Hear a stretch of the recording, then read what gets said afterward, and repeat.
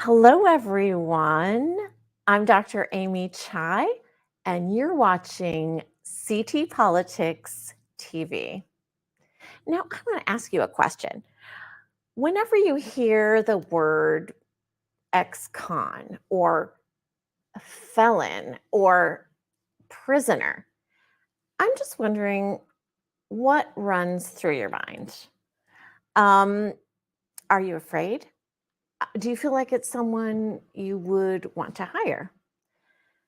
I feel like in our country, we kind of have two different narratives about justice involved individuals.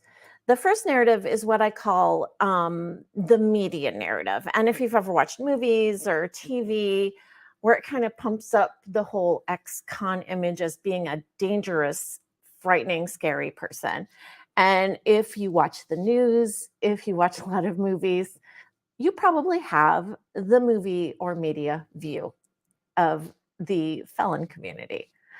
And the other view we have is kind of the view that been brought up with in the medical world, and that's kind of the medical view, where we view felons or ex-convicts as patients, people who need help, perhaps mental health, perhaps reintegration back into the community.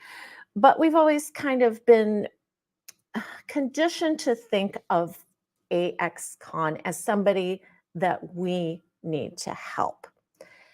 But I'd like to kind of present you with a third option. And that option is the human view of the ex-convict. What if that ex-convict is not someone who needs help, but someone who is able to help you? Someone who is helping the community in so many ways. So, if you want to hear more, hang on, and we're going to talk about some ex convicts who are really making a change. I'm going to start out today by talking about a nonprofit organization. It's called ROCC, or Reformed Offenders Creating Change. What a great name. And the founder, Stefan Miller, as you see in this photo, is actually helping first responders in this photograph. He's shown here bringing food to some of our wonderful first responders, feeding firemen. So, what Stefan does with his group is to really help the community in so many ways, helping the firemen, helping with pop up pantries, helping with the homeless, helping with neighborhood kids, helping to bring people together in the community, doing all sorts of things wherever the need may be for him. And so I would like for you to introduce you to Stefan and the work that he's doing. If so, just bear with me. I'm here right now today with Stefan Miller, and he is the founder of Reformed Offenders Creating Change, ROCC.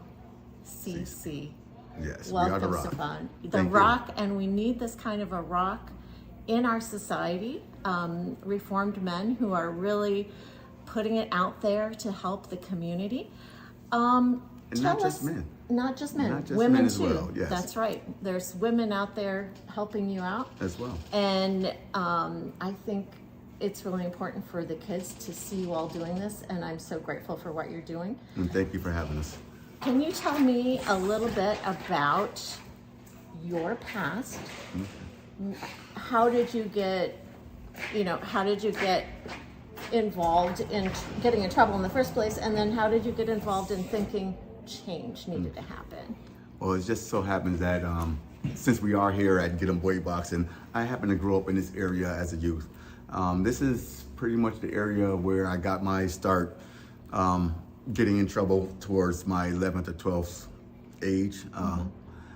It wasn't anything serious, but it was enough to get the attention of the police. Yeah. A lot of juvenile stuff.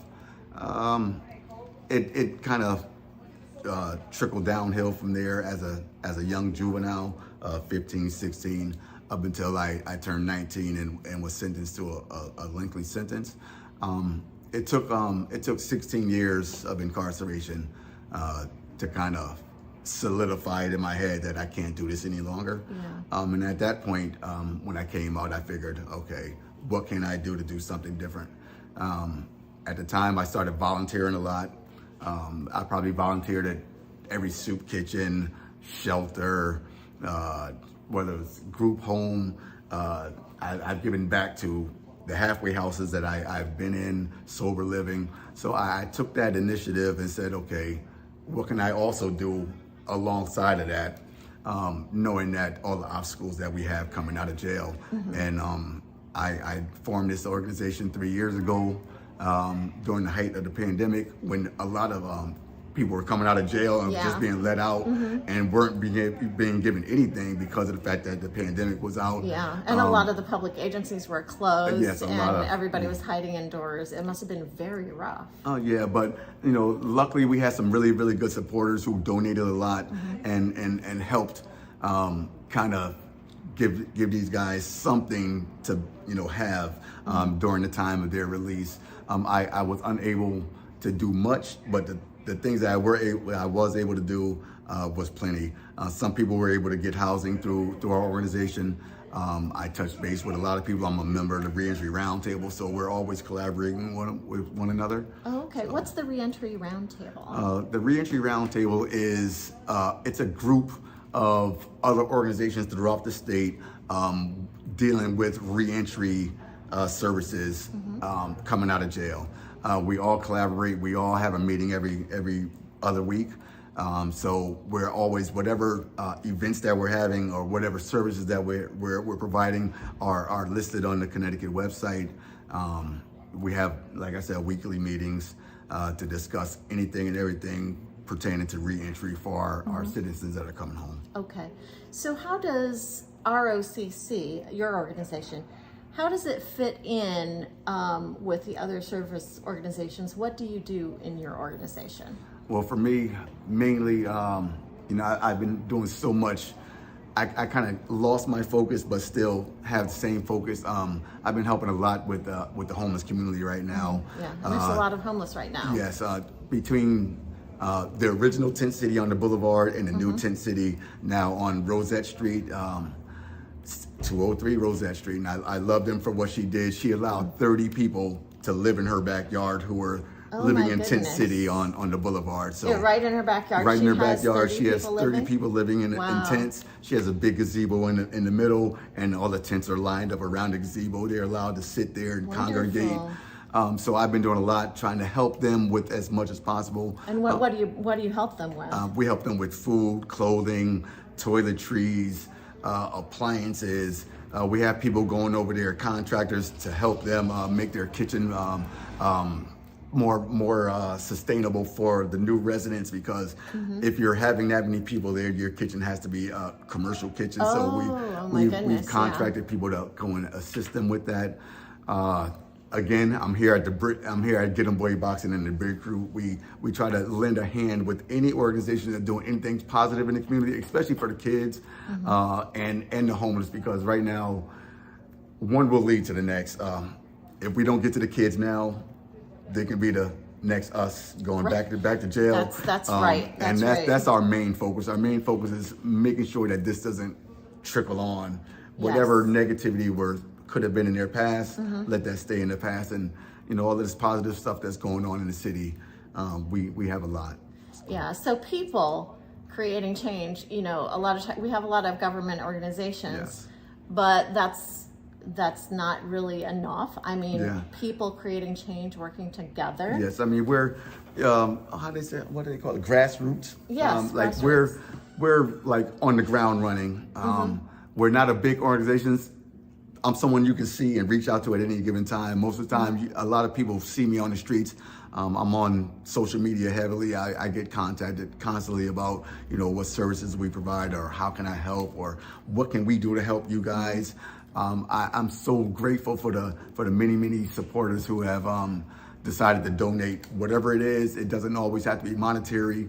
It could be clothing. We have people who are in transitional housing. It could be something as small as some silverware. It could be something as, someone gave 10 plastic cups. So whatever it is that someone can do to help someone in a certain situation, we're here to kind of be the link. I kind of took that moniker as the link because I can link you to anybody who may be able to assist you in any way.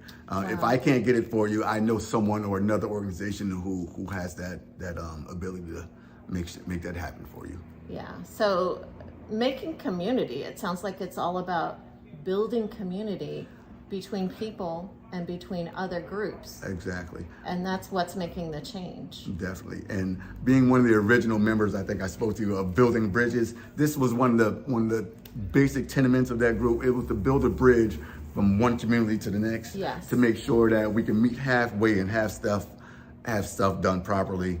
And this was just a great way and a great means to get the word out and help as many people as possible, because none of us can do it alone. Right. We each got different fingers. We're all in the same hand. Yeah. So if you were going to build a bridge to the young people around here in New Haven who are growing up with a lot of trauma, a lot of difficulty in their lives, what do you say to them? What do you say is going to help them to live their best life with what they've got? Oh, my first thing I would say to them is, don't be afraid to ask for help.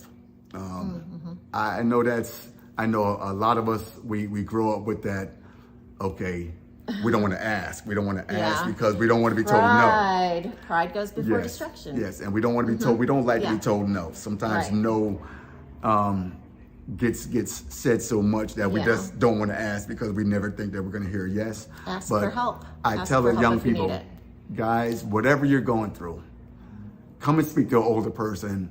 Don't be afraid. Don't be ashamed. We know some things. We've been through some things. We can help you through some things. Just give us a chance to be a friend to you, and don't be afraid. I know a lot of times it's definitely I don't want to ask and be turned away. Right. Yeah, I can see where that sort of fear of rejection, especially if you've been hurt before. Definitely, especially young men. It's a real prideful thing. We want to say that we did it on our own. We did this. We did this. But believe me, we can do nothing alone. No one can do anything alone. That's right. We all need help at any given time. Whether you're a parent, whether you're a child, we all need help. We're asking the single parents out there who have kids, if you need help with your kids, please come to us. We can be an assistance. Don't be afraid to ask for help. That's another thing. It's just not about the kids, because the parents also need help as well. Yeah. So how does somebody go about asking for help if they need it? How do they find you, or how do they find like that mentor who's there to really help them out? Well, for us, you could always reach out to us to reach out on our website, rocc331.org. My phone number as well is listed to the website, so I'm always on call. People tell me all the time, don't put your phone number on social media. I'm like, I don't mind, because I'm an open book. You can come and speak to us. You can get in touch with us and ask us for whatever it is that you need help with. We have community-based programs here that can do whatever it is that you want to do. If you want to do something positive, you want to go to school, you want training, anything that you want. If you're a high school dropout, a junior high dropout, you want to get back into school, get in touch with us. We have people in the school district who can assist you. You want trades, we have people in the trade division who can assist you. Just whatever it is that you want to do, contact us. I tell people all the time, find your passion and find somebody who knows about your passion and learn as much about it as possible. Wow, that is great advice. And I'm just glad. I would like for everybody to look down at the banner below. You're going to see the website. You're going to see the phone number. You're going to see some contact information. And it's not just ROCC. It's also a group of other organizations. Yes. I mean, you can contact me. If you want anything, you can contact us. If you're looking for services about something else, and I can guide you to that service. That's my main. I guess you could say my main. I would say my niche is that I'm familiar with everyone. I was always one of those guys who could go everywhere, so I know a lot of people. I connect with a lot of people. I'm very good with people, so I try my best to ingratiate myself with Yeah. everyone. Okay. I'm not one of those people thinking that it's all about us, Yes. because it really is all about us. All about the us whole community together. All about not us, just us collectively. Definitely. As a community. Definitely, because to me, one community is one community, period. Yeah. And we're all here for one goal and one cause, just to live life as best as possible and have as much happiness and joy as possible, and do whatever it is that we can to assist the next person. Wow, great. Thank you so much for what you do. And I thank you so much for having us. And so again, look down at the banner below, and we're gonna have some more people we talk to. So hang in there. We'll be right back. Thank you.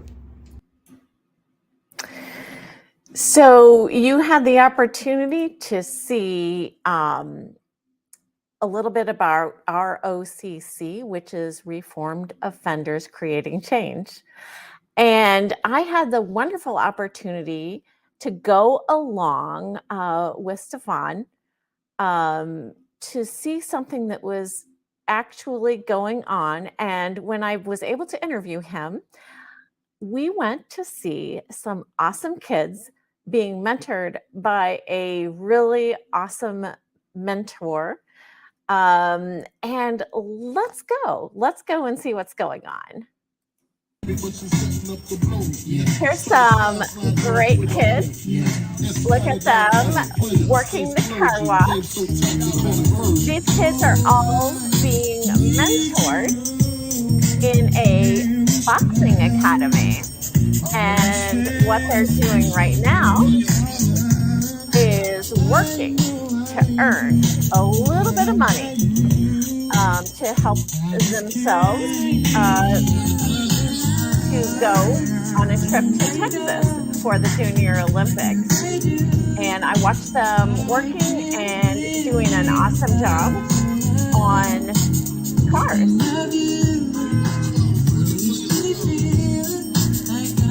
It's a beautiful day.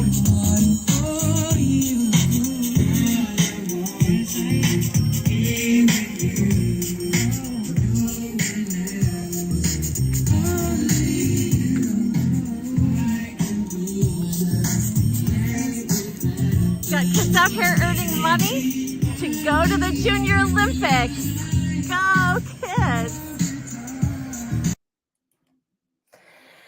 So I wanted to find out a little bit more about what was going on with this whole Junior Olympics thing. And I was able to talk to a wonderful, wonderful man, and his name is Solomon May, and he has impacted hundreds of children in the neighborhood, teaching them about life, teaching them about resilience, and teaching them about boxing. So let's take a look.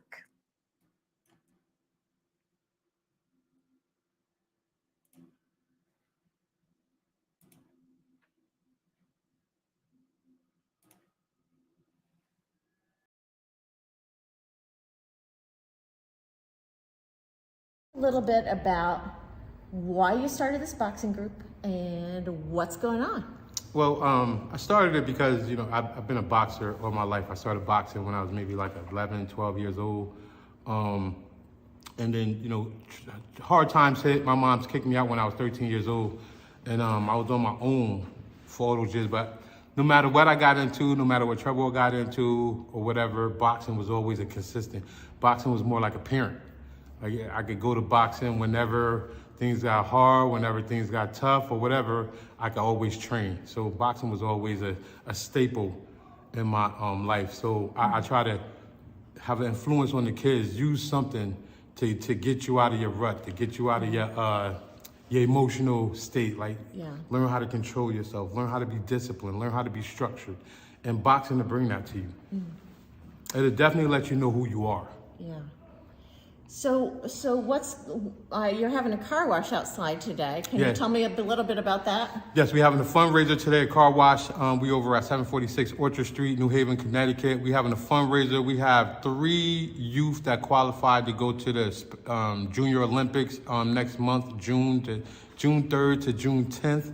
We're gonna be there for a week. Those 3 guys that's going to the Junior Olympics, they qualified by winning the Silver Gloves National Championship in January in Kansas City. So we went up to Kansas City. We went up there with 4, came back with 3 national champs. The ages are 10 years old, the 80-pound weight class. We got a 12-year-old, the 106 weight class, and we got a 13-year-old that was in a 114 weight class. And they're gonna represent those same weight classes in the Junior Olympics this year. So it's gonna be something That is special. incredibly impressive from one gym to have that much Yeah. success. That is, well, Coach, that says a lot about you, Well, to be honest, I appreciate doesn't it. it? Because it's most gyms, it's hard to get one national champion Yeah. to come out of there. So we got 2, and that speaks for the dedication of my guys. My guys come in here and they work their tails off. They get great. We got honor students. The 3 guys that's going to the Junior Olympics, they're honor students. They get good grades. So the boxing helps influence them to stay structure and discipline. And also, man, I'll be on their backs, man. You can't participate in these trips and in these nationals if you're not doing good in school or you're not doing good at home. So it's just like anything. Like when you go to college, you do bad, you can't graduate. You can't participate in football. You can't participate in basketball. So it's the same mindset here. You got to do good outside. Here, you could be whoever you want here. But out there, you got to learn how to turn it off. Wow. Wow, it sounds like you're making a huge difference in a lot of lives. How many kids would you say come through this program? I say on a daily basis, at least 30 kids a day. Well, that's only the teenagers. We're not even talking about the 6 to 12-year-olds that I got. But you know, I got the youth that's susceptible to be in the street. They're out of here. There's like at least 30, 40 per day coming in and out. Wow. So how many of those kids would you say need some sort of a father figure or a mentor in their life? Oh, most of them. Majority of them are. Most of them that come in and that are being consistent, because that's my only rule, man, being consistent. I tell the parents, you have to keep them consistent. If they're not consistent, it's not going to work. But, you know, I deal with, I got a nonprofit also called the Bridge Corp, and we cater to single parents, single moms, single parents. We try to do the other half of parenting for the single mom. Like if she got to work, she don't got time to go. Like I use myself for example. When I was a kid, my mom wasn't really the best mom, so I missed doctor's appointments, I missed PTA meetings. I didn't do none of those things because she either had to work or she was running out doing things I don't know what she was doing. But I know me. I didn't know about dentist appointments until I went to group homes. You know what I mean? So I didn't know about appointments. I didn't know about having to go get different tests and stuff. So our program, the Bridge Corp, is a nonprofit, it's a Bridge Corp. We take kids to doctor's appointments. We go to PTA meetings. We do pop-ups at school when parents can't go there. Most of the teachers the administration called me before they called the parents. So I do pop-ups. I sit inside their class with them. I sit inside the lunch wave. I don't go up there just when they're getting in trouble. I try to go up there just to build a relationship with the administration, so that, because most people know when you have somebody supporting you and behind you, they treat you different. Yes. I mean, like when you don't have nobody supporting, nobody show up for you, people tend to, and again, use that from my experience. Unfortunately, I think you're right about that. Yeah. So when people see people showing up for you, it's a different mindset. Yeah. So that's my attitude with that. Wow, that's a huge responsibility on your shoulders, and you know, it must take up 24/7 of your life. Man, listen. But you know what? I because I understand, man. Because I was homeless as a kid. I used to be hungry. I mean, I wasn't trained. I wasn't properly trained. So there's a lot of trouble that I got in. I didn't even know I was in trouble until I got in trouble. Oh. You know what I'm saying? So Yeah. it's just being out there with no guidance. So it's a pleasure for me to be able to guide kids, and kids look at me and respect me. I think if kids respect you, it's going to be hard for them to disappoint you. So I feel like long as I got their respect, they got an option. When something come up, they got an option. They at least know that coach said, nah, That's not what it is. But Wow. and again, I have my own children, and being in the street and being in prison and stuff, that it took me away from them. I wasn't the father that I should have been. So it's like my kids are grown now, but I missed out on that. I missed out on important things in their lives. So it's a pleasure for me to be able to show what type of father at least I would have been if I wasn't, in those type of situations that I was in. Yeah. Are your kids really supportive of what you're doing now? Yeah, we have a good relationship. We have an awesome relationship. It's not the relationship that I would want it to be. Yeah. Because of so much time being gone, but we have a good relationship. My son is a state trooper in Georgia. My daughter is a plumber and a videographer. She do things like this. Oh, wow. And my younger daughter, she played basketball. She's in high school. Oh, She's wow. 17 years old. Well, you are someone who made good with what you have. A very talented person. And Solomon here is a man who is making a difference in the community, is willing to take on that father and mentor role. The degree of appreciation that he deserves and the degree of respect that he deserves for doing this is really beyond. So I wanted to say thank you for what you're doing. I appreciate it. And, if people want to find out more about this Get 'em Boy organization, what can they do? We have a website, Get'emBoyBoxingClub.org. You could go there and check us out up there. We have a Instagram, Get 'em Boy Boxing 23. You can also go to my Facebook page, Solomon May, and also we have a business Facebook page called Get 'em Boy Boxing. You could check us out, check out the latest events, the tournaments that we got going on, the trips that we're going to be taking. And at the end of the day, it's also a serious amateur boxing program. We have kids that train every day and be consistent. Their hopes are being professional fighters also. So it's another avenue.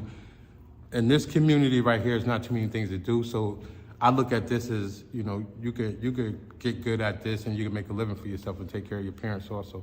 Wow. So it's also like a trade. It's Yeah. like going to college. So it's not just boxing. It's just not, people look at boxing like it's just fighting. Yeah. But it's way bigger than fighting. It's not.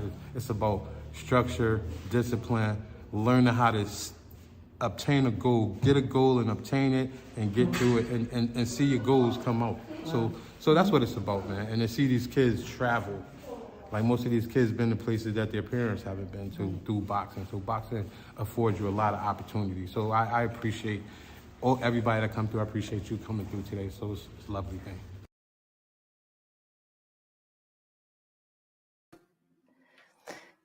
So we've had a chance to talk to some great men who are doing great things in the community, and I'm hoping that you're starting to see a little bit differently about people who are justice involved individuals, ex-convicts, and all the positive changes that they're making. This photograph that I have up now is a picture of that tent city that Stefan Miller was talking about. And what you see here in the background is a tent, a chair. After the tent city over by Ella de Grasso was basically bulldozed because of some health concerns, a lot of the people who needed housing, needed a place to stay, are staying here in this backyard, and they're building a kitchen, and ROCC, Reformed Offenders Creating Change, is bringing food, bringing clothing, bringing household items, and you can contribute to that. If you have household items, if you have, money, if you have, extra clothes laying around, anything that you can bring, go onto the website at ROCC331.org, and you'll be able to make a difference in the lives of people that are struggling in New Haven. And if you want to learn more about reformed offenders creating change, check out the website. If you need help, check out the website, call the phone, and see if you won't find that these men are making a very positive difference in New Haven. So a big thanks to these gentlemen for all the work that they're doing. So thank you for watching CT Politics TV, and we'll see you next time.